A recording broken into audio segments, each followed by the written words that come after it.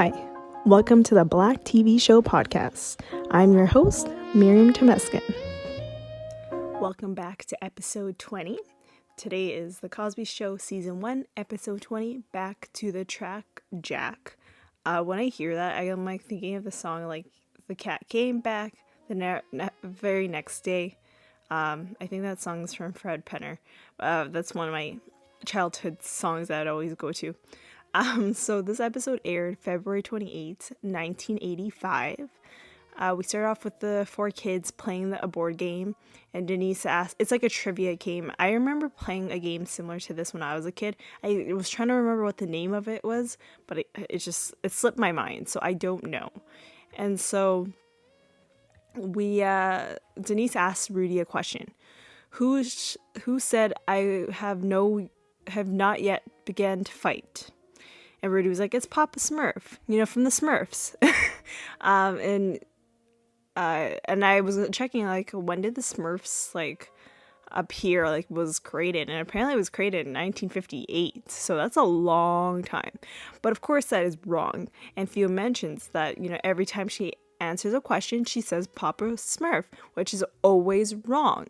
The answer was Clint Eastwood, who is an actor. I have not really watched anything that he's done. So Rudy was like, this game is too hard, and she runs off. And the phone rings, and Denise picks it up. And it's a male person looking for Vanessa, so it's a boy. And Thea was like, so shocked. She's like, why? Did they get the wrong number? And Vanessa was like, it's probably about homework. And Denise was like, it doesn't sound like someone asking help for homework, She's just like, she's playing Vanessa, basically. And Vanessa was like, okay, well, I'll take the phone call in the kitchen, but please do not listen to our call. Just hang up. And so the doorbell rings, and Thea goes and opens the door while Denise puts the phone down. And the guy comes in and says, oh, looking at Theo, combustible. And Theo was like, who? What? Like, who are you? And he's like, oh, I would call Cliff combustible back in the day. And he says, so the guy says his name is Ernie Scott. He was Cliff's coach back in Hillman. And so Theo was like, oh yeah, we were expecting you to come. And so they talk about, how Cliff was running a lot, how he would, after every race, he would collapse. Like he didn't want anyone to touch him. And Cliff, while Ernie is telling the story, Cliff comes down and says hi. And Ernie tells Cliff, oh, you gained some weight. And Cliff was like, no, I didn't gain some weight. I've been the same, And so Cliff was telling Theo, this man has changed my life. Before meeting him, I was happy. I was super happy. And then after that, it changed. And so Ernie was talking about, came over to talk about the master track. And Theo was like, what is that? Which is a track meet that is for people that are over 35 years who want to still compete. And the coach says that all his friends will be coming and will still be competing, right? And the coach is telling Cliff that you're going to be running. And Cliff was like, I'm not. Like, I can't do it. I'm out of shape. And the coach mentions about Tailwind Turner. And Thea was like, who is that? And Ernie says, I keep saying coach or Ernie, so sorry if I'm going back and forth. Ernie says that is the only man that has beat Cliff in a race. And Cliff explained the whole story of what happened. Cliff mentions why he calls himself combustible, because he's explosive. He just, runs it like he's, like no tomorrow. And he talks about the race, how this Turner guy would push him and just push him to the side. So then it was not fair, and how the guy is a liar. The coach says, well, we're going to do a rematch. And Cliff's like, there's no way that's going to happen. I'm not in shape. And Claire comes down to say hi. And Theo mentions to Claire that Cliff is going to run a race against this Tailwind Turner. And Claire starts talking about what the race was like back in the day. And Cliff even like tells Claire, like, I'm not doing it. I'm out of shape. And Claire was like talking about like the details of how the race was so close, running down and all this stuff. I'm not gonna go through that detail because I really don't care. So, but when Claire was talking about it, she just had the facial expressions of what she was saying. I was just like, whoa. You really felt like the heat, the adrenaline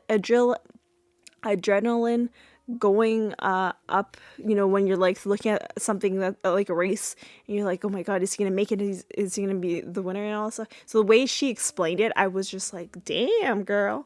And then Cliff and so then we move on to being at a set. We move on to being at a track meet. We move on to being at a track center or at a gym. And this seems like the first time we're like off the studio set, because you can tell this is not a built set. You can always tell with a lot of these sitcoms what is a real location or what is a real set. Just to let you know, being on location is actually more expensive than being in a studio, because you're not only are you renting the building, or if it's a house or anything like that, you gotta pay the people that like if it's a house, like the people that live there, you gotta find them a hotel or find them a different place while they shoot. So it is very expensive to do on location compared to working in a studio, because you just build the set and then use it, right? But I guess with this case, you can't just build a track center. Like it would be too expensive, I guess, in a way. So it was just, I guess, easier for them to be off on location. And so you see Cliff and Theo are stretching and ready to run a lap. So Theo goes and runs the lap. He goes all the way around the bleachers and comes around, and he does 29.8 seconds. And Cliff is like, oh, it's all right, it's great. It's not that great, And Theo was in his mind, he's like, doesn't that look great, And so then Cliff said he's going to run the whole track twice. And so he goes and runs the first round, and he's good. And then he runs and he disappears behind the bleachers. And Theo even is like, what happened? And then you see him come eventually, and he's like out of breath. He can't. And finally he just stops and he wants to lay on the ground. Just like what Ernie says, back in the day when after a race, he just lay on the ground and doesn't want to be touched. And so Theo picks him up. And so we go back to the house, and Cliff, he can't even put his jacket up on the rack. That's how much pain he is in. And so he goes to the couch and he lies down, and Claire comes, and Cliff is like, don't touch me. Don't touch me. And he was like, the first lap was good, but when he did the second lap, he felt like a bear gave him a sofa, a fridge, and like he had to carry that on his body for the rest of the race. And he felt like that his lungs wanted oxygen, which is true, because when you run, you start to like have less oxygen in a way. Also, like with your body like going that fast and all that stuff, your body is building up lactic acid, so that causes the pain and burning sensation. So he was saying that like the lungs wanted oxygen, but his lungs was confused, and then they wanted to see what happened, so they came out of his body. Which then, if that was realistic, if that was a true statement, he would be dead. Okay, but he's not. So this is not true. And Claire says it's the first day. It's the hardest. The first day of anything, like training wise, is always the hardest, which is true. When you go back to the gym after not going to the gym for long periods of time, that's, when the aches and pains after the gym, you're in so much pain. That's me literally every time I take a break from the gym, I'm just in pain. I've now gotten used to where like I actually enjoy feeling that pain, because I know that my body is working to build up that muscle.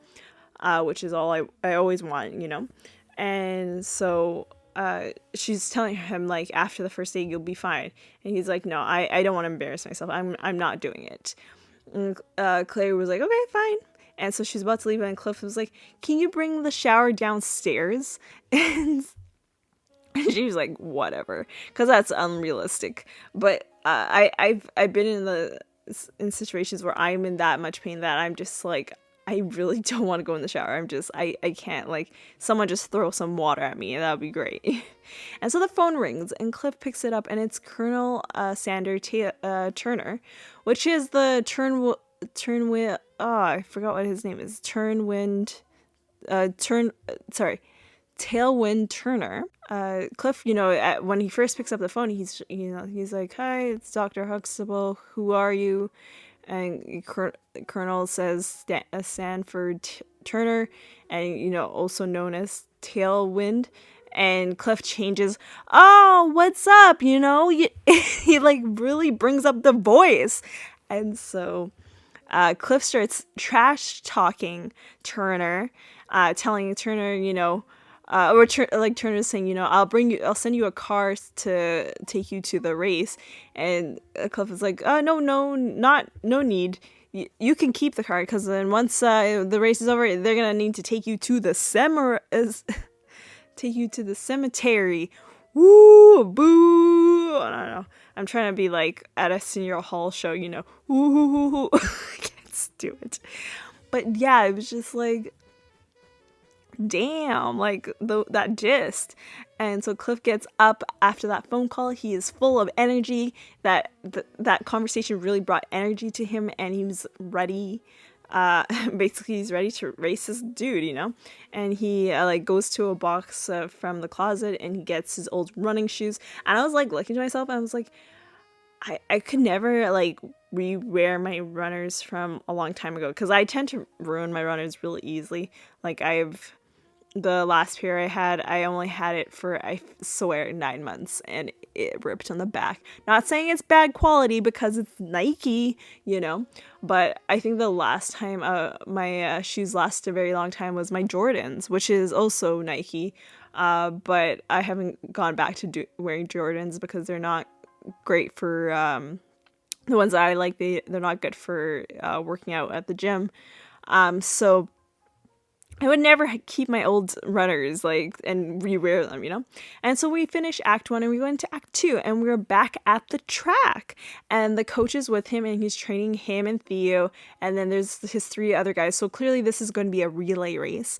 So he's not running alone, and the other 3 guys seem like they're good to go, But Cliff is trying to get used to it, and learning how to pass the baton to each other. And they just go over and over again to do this relay, tried to get that baton I guess later on he says slap it, grab it and keep running, to reach the end goal. And so, and by the end of this, Cliff is lying on the ground again, and the coach had to pick him up. He can't just survive after that, clearly. And then we're back in the living room again, and we see Cliff running around the couch, and then he gives the baton to Rudy and gets Rudy to run, and she runs super fast, compared to Cliff, he was kind of jogging. And they sit on the couch, and Vanessa comes in and wearing a dress, and she's wearing a dress because she's invited to Leon's birthday party. So clearly that phone call that we had earlier in the episode was her invite to the party.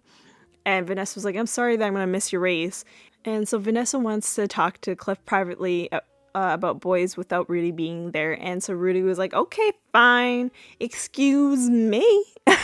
And the way she said it, it was so funny. I was just like, damn. I love Rudy. She's just the cutest thing ever. And Vanessa, her question was to ask her dad about slow dancing. And I'm like, I don't think I would ever go to my dad to talk about slow dancing. I don't think so. I guess it's a little different for me because I love dance. So I really have seen people do dance, so I can learn from what they do. But I guess it's different. She's 11, and I guess back in the day, there was not much of an internet, and you didn't have a computer or a iPad or anything, so I guess it's different back then. But I was just like, oh, okay. And so he shows her, but she like goes to the extreme where she puts her face against him. And he's like, that's not how you're gonna dance. You're gonna stay 12 inches away from the dude, okay? Because he's worried. And so then she leaves, and Claire and Denise comes in and tells the coach, like, make sure, because the coach comes into the living room to pick up Cliff, and Claire tells the coach to make sure that his shoes lace are tied, he's properly warmed up, and he doesn't pull anything. And so he's like, yeah, I will do that. And so they leave, and Denise was like, oh, I hope the race goes well. And Claire was like, I just hope he comes out of alive. Don't we all?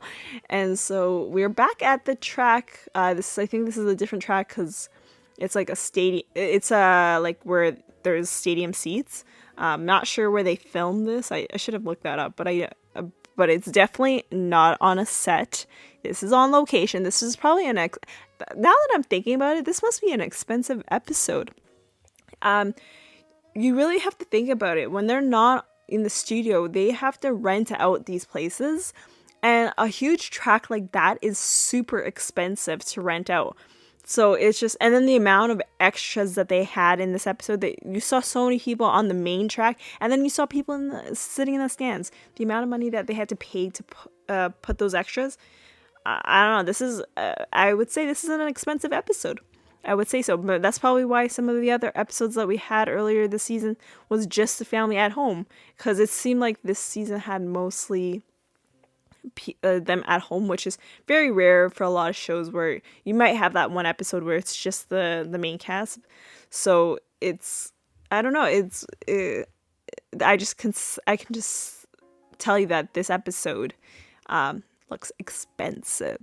And so the race goes off, and it's, as I said, it's a relay, and Hillman takes the lead, whoever the dude is. I don't know who the guy is. And then after a while, Norwood takes the lead, and then they make a switch of different people for the relay, and then Hillman takes the lead, and like it literally goes back and forth. And finally, when we get to the third group, because you know how there's 4 people in a relay, it's the third person. Norwood takes a huge lead. Like, he goes far, far away. And so but then when he gets close to like passing the baton, he drops it, and it slows him down because he has to pick it up, because he can't keep running, because he has to give that baton to the next tailwind turner. And so then finally, Cliff is like happy, and right away he grabs a baton from the guy and starts running like for his life. He running like no tomorrow. And Turner starts coming closer and closer and closer, and picking up, getting close, and like he kind of pushes him a little bit. And then we get to the finish line, and it looks like a tie.